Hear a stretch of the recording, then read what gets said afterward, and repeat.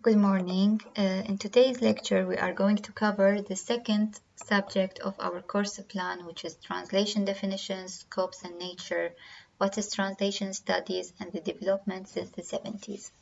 Translation, as we know, it is the communication of meaning. We have source language text and target language text, and by finding equivalent, we are doing the translation. So it is the process of rendering meanings, ideas, or messages of a text from one language into the other. To define it, scholars or theorists like Jacobson says that translation is the interpretation of verbal signs by means of some other language. Through this process, texts in one language are transformed into text in another language with the same meaning. Newmark indicates that a translation is the rendering of meaning of a text into another language in the way that the author intended the text. Nida and Tabor said that it is translating consists in reproducing in the receptor language the closest natural equivalent of the source language message. Hatem and Monday defined it as the process of transferring a written text from source language to the target language. Bell views translation as the replacement of a text in one language by an equivalent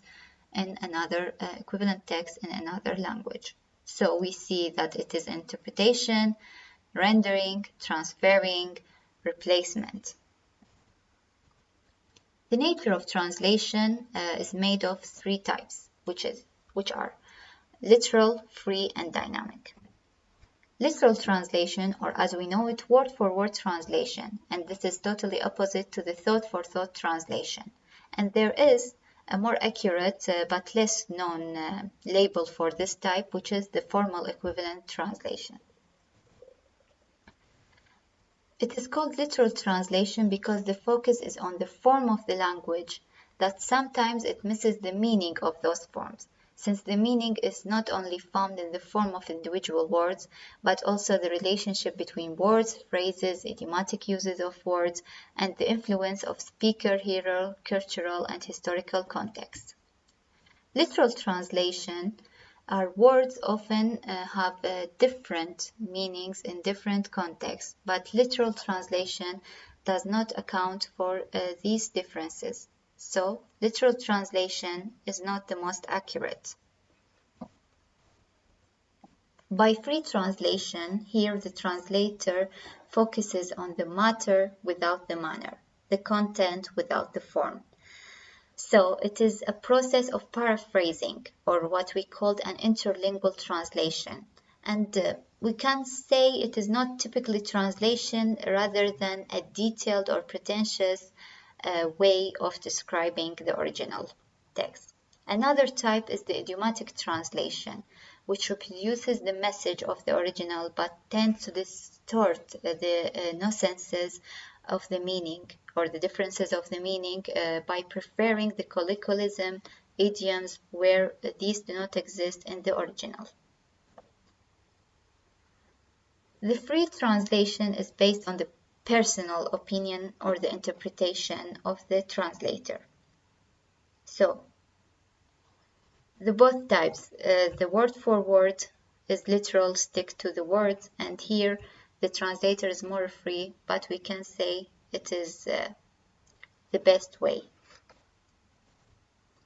By dynamic translation, Nida says, translating consists of reproducing in the receptor language the closest natural equivalent of the message of the second language, to the message of the second language. So it is in terms of meaning and in terms of style. So the source language is the language from which the translation is made of, and the receptor language means the language into which the translation is made to. In all situations, translation seeks after the equivalence, and there is definitely no typical or identical meaning in both languages. So the problem is not finding the absolute equivalent, but to find the relatively close equivalence. And there can be no absolute standard or conformity. It must always be a matter of degree. Today, many people think that if they know two languages, they are capable of being translators or interpreters. While this is half a truth, because good translators have to have has to have a good background knowledge of both languages, subject knowledge, social and cultural competence, and advanced language skills for the medium of communication. Patricia Duff says about the translation the following quote, which I liked. It was the fact that we are able to produce an equivalent in English for every word does not mean that we can give an adequate translation of the text. Translation implies that we have the capacity to enter into the mind of the word and the culture of the speakers or writers, and we can express their thought in a manner that is not only parallel to the original, but also acceptable to the target language. So, our mission is difficult because we need to be faithful and loyal to the origin text while we do the act of translation, and it is necessary to focus on the ideas or the concept than on the surface meaning of the text. So, the work of translation requires theoretical knowledge and understanding of the source text, and the translators are bound to make compact relationship between two different domains of knowledge. And throughout the history, translation played a crucial role in interhuman communication, providing access to important texts for scholars, for scholarships and religious purposes. However, an academic subject translation as an academic subject has begun in the past 50 or 60 years. The concept or the term of translation itself has several meanings. We have the product and the process. The product is the text that has been translated, and the process is the act of producing the translation known as translating. Linguistics aspect of translation, which is described by Roman Jacobson, is divided into intralingual, interlingual, and intersemiotic. The intralingual of translation, or what we call rewording, an interpretation of the verbal signs by means of other signs of the same language. The intralingual translation, or the translation proper, is an interpretation of verbal signs by means of verbal signs of some other language.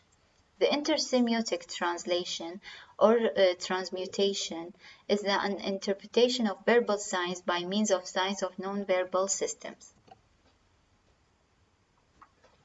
Holmes described the translation studies as the discipline of being concerned with the complex of problems clustered around the phenomena of translating and translation.